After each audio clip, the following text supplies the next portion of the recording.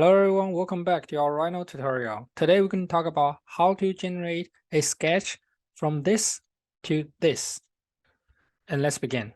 First, I'll open Rhino and then we will go back to our saved view from last time.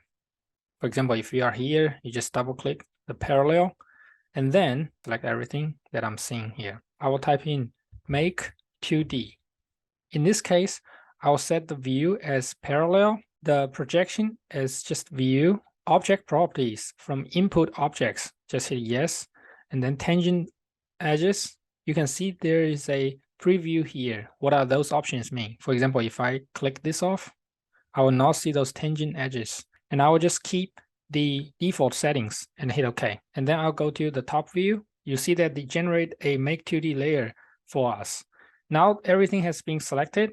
All I can do is I will either isolate them or I will just move them around so that it's not going to be overlapped with our actual models. The next thing I'm going to do is I'm going to play with the layers. For example, the hidden layer, if I click it off, it will be disappeared. And then all I'm going to do is I'm going to clean up all those drawings a little bit. For example, I do not want to see this line because, as we mentioned earlier, this is our reference photo. There should be a smooth transition in between. First, I'm going to click off the filters, and then I'm going to explode everything, ungroup it, and then I will turn on the control points, delete some of this, ungroup this also, delete it, select everything, ungroup everything, and then also here. I'll select all those three curves, turn on the control points, I'll delete this one, I'll select all of them, type in set PT, make sure that XYZ or Z doesn't matter because they are all on the XY plane, hit OK, and then move them to the same point, down a little bit, so nothing will overlap with each other. And then I'll just delete some unnecessary curves in the scene.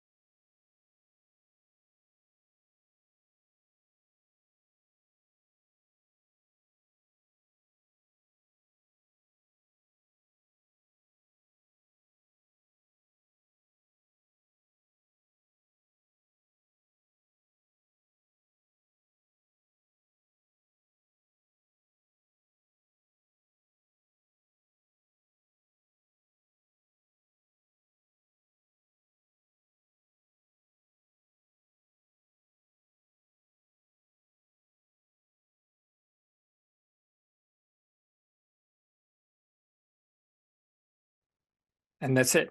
And then next thing I'm going to do is I'm going to move this around a little bit so it's not going to be printed accidentally. And then I should select the view that I really want to print. In this case, I want my print ratio to be 16:9. So I will just type in REC and I'll type in 16 and hit enter. And then I will type in 9, hit enter. So this rectangle has a 16:9 ratio. Then I will scale this up until that I will cover the nice view that I really want to generate.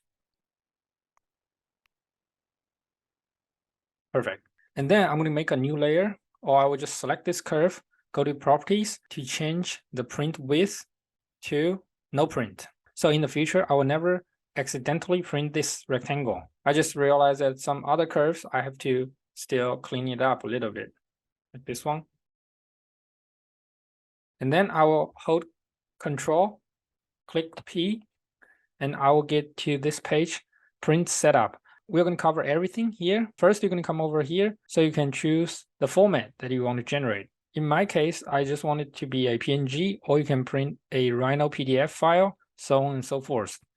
Second thing is the width and height. You can choose different units. In this case, I will just print 16:9 inches. And resolution, I will set high and also 300 dpi. Come over here. Output color, display color is good. Or you can change to black and white, or you can change to print color.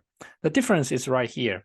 If you select this curve, for example, you're going to see that the display color is black, but the print color can be different. For example, if I change those curves and set their print color to yellow, and right now the display is still seen as black, but if you hold Control and type P in print color mode, it will set those curves into a assigned color. If I change it back to display, it will go back to the original color that we set it up. And of course, you can change all kind of settings inside of layers. Right here, they are color and they are print color. So those are two completely different concepts. The color here is a display color, and this color here is a print color. And also you can set up the print width inside of each of those layers. The next thing I'm going to show you is the view and the output scale. Right here, by default, it will go to the top view because our display mode has been set up as the top view here. And also, you can change it to window. This is the one that I use all the time, and then I will choose set. So I can set the window by myself. I will drag this and cover the exact rectangle that we drew earlier. So this will be our printing area. And then I'll click space and I'll get this. So the next part is scale. In this case, I'm not going to touch it because the scale has been set default to scaled to fit. And then margin and position, no need to set it up because we already print a 16:9 ratio. I will come over here to default line width because let's go back to here and take a look. Most of times, all those setups for printing width has been set up as default. Okay, so that means that it doesn't really have a number embedded into it. You can choose whatever width it is over here. So you can set up the default width as 0.18, and then this layer will just use this, and then the curves, points, or arrows in this layer will just print based on that default input over here.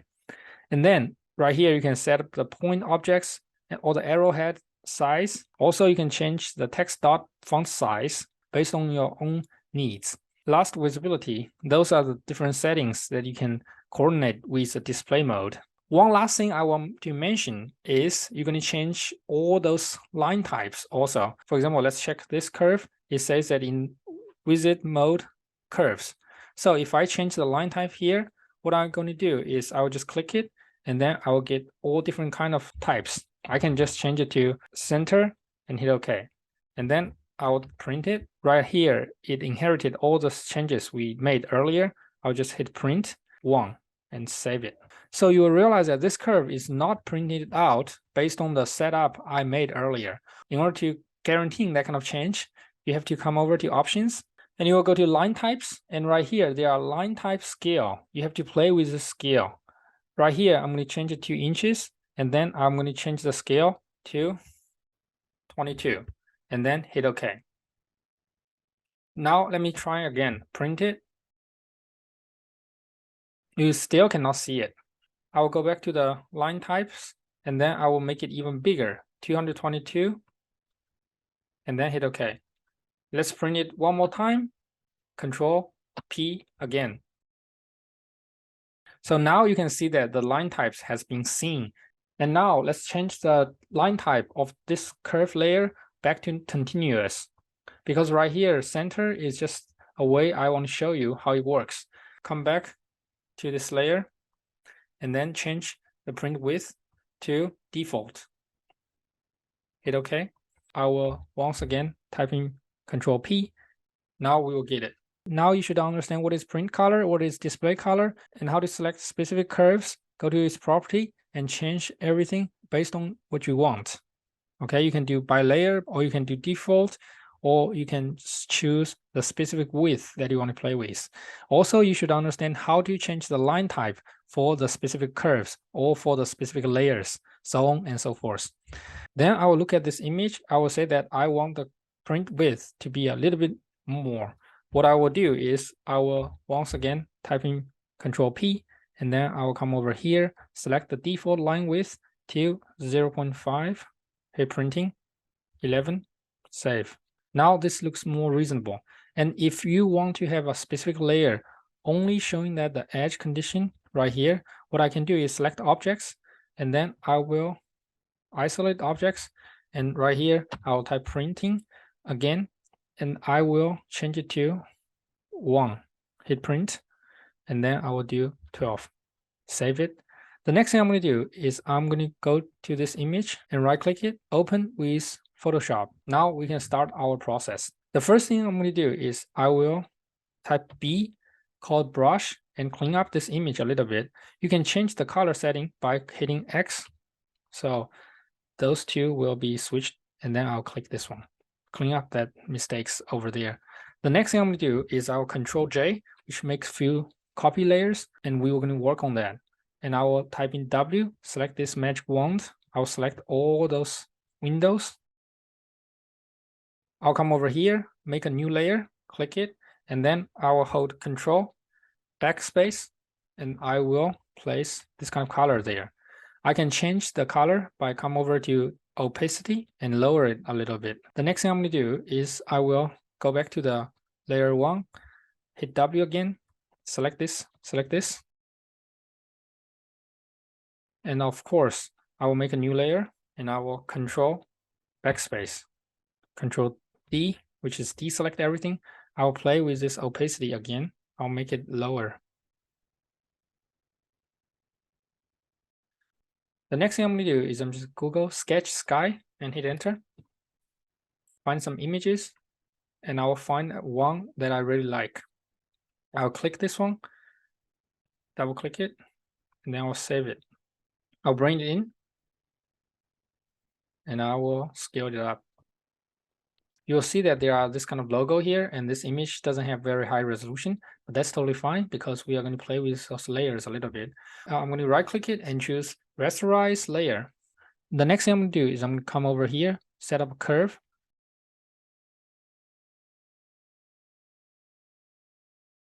And then I will select those two layers, Control E, merge them, which apply the settings to that specific layer. And then I will only select this part because this is what we want. I will click the mask, and then I will get what I want. Also, I will go to the blending mode, change it to multiply, and then I will get this as what I want. Next thing I will do is I'll select this curve, move it around. There's a sun here. I don't really want to see it. And then I will click this mask one more time. I will click B, use a brush, scale it up a little bit by pressing these brackets. I'll change the hardness, and then I'll start to clean it up. Okay, this looks relatively fine. The next thing I'm going to do is I will, one more time, select this layer.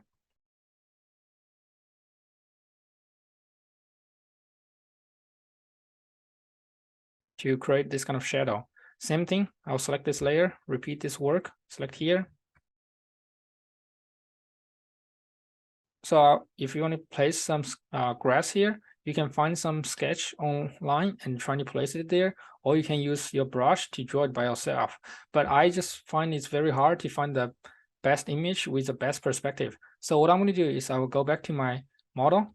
I will use the code that I wrote. What I did was just placing some random points on this surface, and then I will move those points up a little bit, make a curve based on those 2 points. And then I'm going to bake those lines into a same group, also those points into the same group.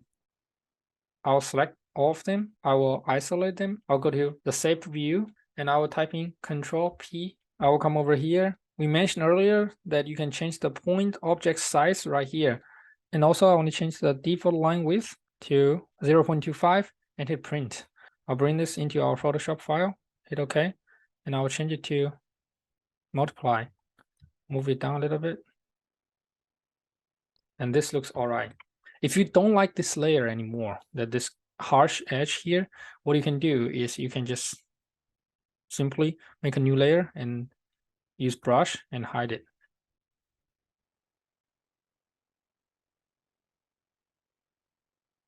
And then I will call out this layer. And if you think the sky is too tiny, but you want to keep the mask here, what you can do is you will click in between and you will select the sky. You scale it up. In this case, the mask will still in place, and you can make it a little bit bigger.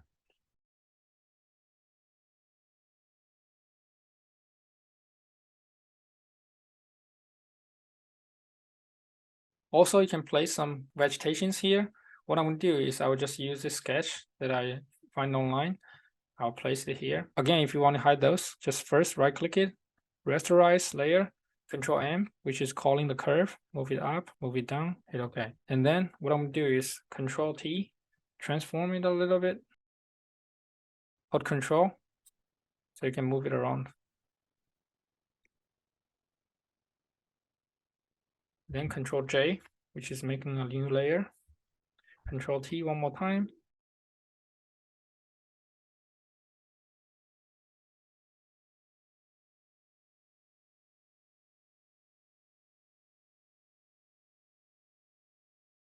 And of course, you can find some scale figures and place it into your drawing.